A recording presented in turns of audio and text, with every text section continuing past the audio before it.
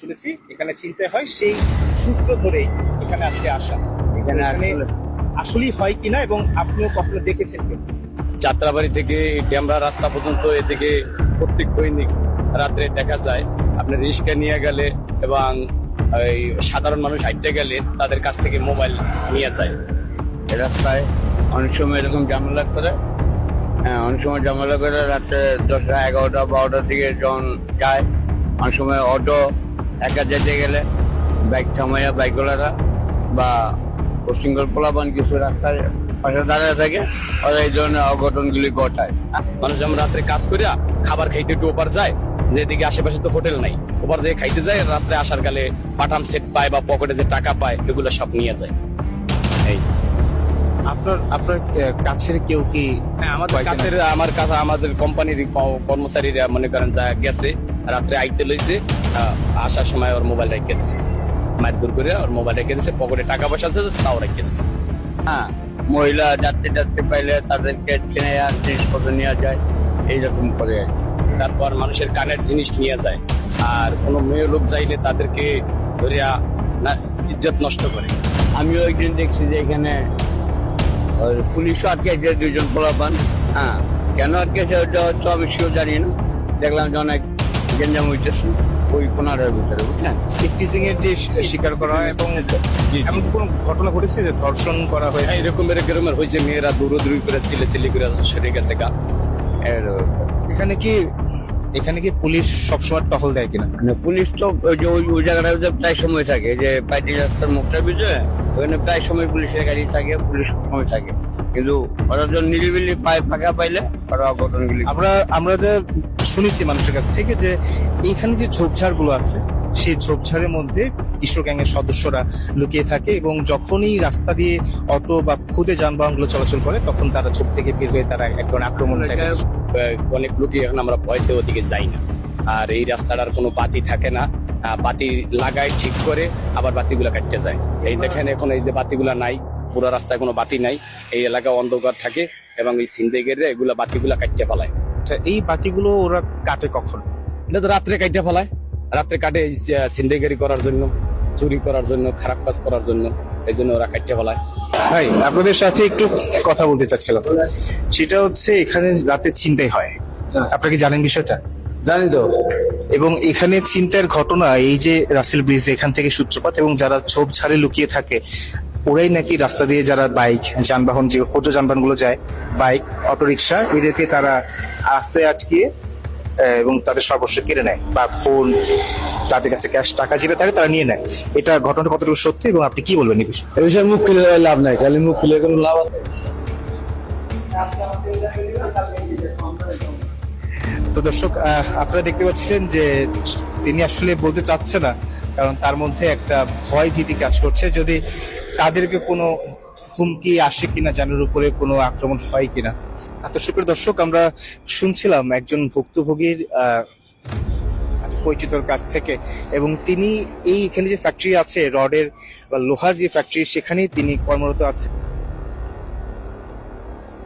আপনারা জানেন মোহাম্মদপুর এখন ছিনতাইয়ের জন্য খুবই বিখ্যাত একটি জায়গা। তবে আপনারা কি জানেন ডেমরার ঢাকা টু সিলেট এক্সপ্রেস ওয়েতে এখন ছিনতাই হচ্ছে অহরহ। এই এক্সপ্রেস ওয়েতে ইদানিং বেশ কিছুদিন হয়েছে ছিনতাইয়ের আখড়া দেখে মানুষ এই রাস্তা দিয়ে হাঁটতে ভীষণ ভাবে ভয় পাচ্ছে।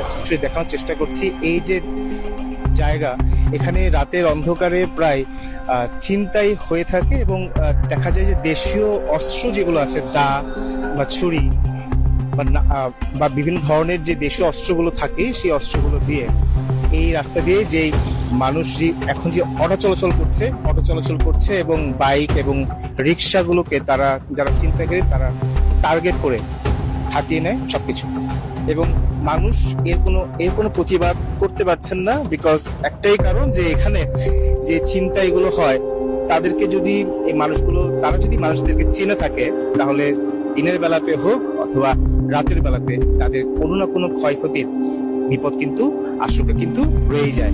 তো তাছাড়া দর্শক, আমি আপনাদেরকে একটা জিনিস দেখাতে যাচ্ছি যে এই মুহূর্তে আপনারা আমার সাথে যুক্ত আছেন ঢাকা প্রাইম নিউজ থেকে, সাথে আছে আমি রিয়াজ আহমেদ আর এখানে যে জায়গাটাতে ছিনতাই হয় সেই জায়গাটাতে আমি আপনাদেরকে নিয়ে যাচ্ছি দর্শক, যে এইখানটাতে যারা ছিনতাই করে বা যারা কিশোর গ্যাং এর সদস্য তারা ঠিক এইখানটাতে লুকিয়ে থাকে রাতের বেলাতে, এবং রাতের বেলা এখান থেকে তারা বের হয়ে এই রাস্তা দিয়ে যারা যে অটোগুলো যায় এবং যে বাইকগুলো যায় এবং যে ছোট ছোট ক্ষুদ্র যানবাহনগুলো আছে তাদেরকে রাস্তা পথ রোধ করে তাদের কাছে থেকে সর্বস্ব হাতিয়ে নেয়।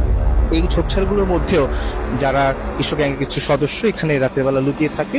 এখানে যে গাছপালাগুলো আছে সেই গাছপালাগুলোতে যারা ছিনতাই করে তারা প্রতিনিয়ত লুকিয়ে থাকে। এখানে যদি ঠিক ঠিক যদি একটা মানুষ লুকিয়ে থাকে কেউ কিন্তু বুঝতেই পারবে না যে এখানে ঠিক যেখানে কেউ লুকিয়ে আছে কিনা, বোঝার কোনো উপায় নেই। এবং ভেতরের দিকে যদি আমরা একটু দেখাই, ঠিক ঠিক ভেতরের দিকে এখানে কিন্তু মানুষ ঠিক বসে থাকার খুব সুন্দর একটি জায়গা হতে পারে কিশোর গ্যাংদের জন্য যারা অলরেডি এই কাজগুলো করছেন। এবং এইখানটাতেও যদি একটু দেখাই যে এখানে যারা হচ্ছে তো ধরে বসে থাকে চিন্তার জন্য, তারা এখান থেকে রাত্রে বের হয়ে এখানে সাথী রাস্তা যেমন বাইক যাচ্ছে বা ছোট ক্ষুদ্র যানবাহন যেগুলো আছে সেগুলো এখান থেকে বেরোয় ঠিক সাথে সাথে এখানে অ্যাটাক করে। ঠিক এইখানটাতেও কিন্তু যারা ছিনতাইকারী দলের সদস্য আছে বা কিশোর গ্যাংয়ের যারা সদস্য তারা ঠিক এইখানটাতেও তারা হচ্ছে ফাঁদ পেতে থাকে।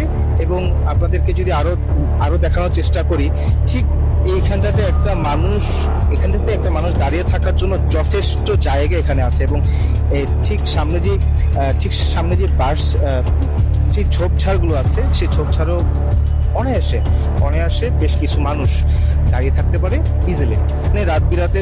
এখানে যেহেতু রাত বিরাতে পুলিশের টহল প্রতিনিধি থাকে, কিন্তু একটা নির্দিষ্ট সময় পরে এখানে পুলিশের যে টহল সেটা আর থাকে না। এবং এটাই হচ্ছে মূলত রাসেল ব্রিজ, যেখানটাতে মূলত মূল সূত্রপাত এখান থেকেই হয়।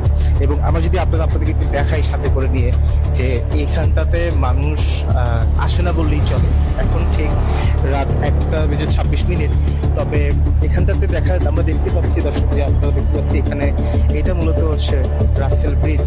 এখানে মানুষ আসে না বললেই চলে। এবং সবথেকে বড় কথা হচ্ছে এখানে রাত 1:30টার পরে এখানে যারা কিশোর গ্যাংয়ের সদস্য তারা এখানেই ঘাপটি মেরে বসে থাকে রাস্তা দিয়ে কোনো অটো বা ক্ষুদ্র যানবাহন আসে কিনা যাদেরকে তারা সর্বস্ব ছিনিয়ে নেবে।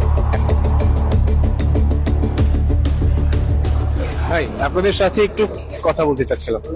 সেটা হচ্ছে এখানে রাতে ছিনতাই হয়, আপনারা কি জানেন বিষয়টা? জানি তো। এবং এখানে ছিনতাইয়ের ঘটনা এই যে রাসেল ব্রিজ এখান থেকে সূত্রপাত, এবং যারা ঝোপঝাড়ে লুকিয়ে থাকে ওরাই নাকি রাস্তা দিয়ে যারা বাইক যানবাহন যে ক্ষুদ্র যানবাহন গুলো যায়, বাইক অটোরিকশা, এদেরকে তারা রাস্তায় আটকিয়ে এবং তাদের সর্বস্ব কেড়ে নেয় বা ফোন, তাদের কাছে ক্যাশ টাকা যেটা থাকে তারা নিয়ে নেয়। এটা ঘটনাটা কতটুকু সত্যি এবং আপনি কি বলবেন এই বিষয়ে মুখ খুলে লাভ নাই, খালি মুখ খুলে কোনো লাভ আছে?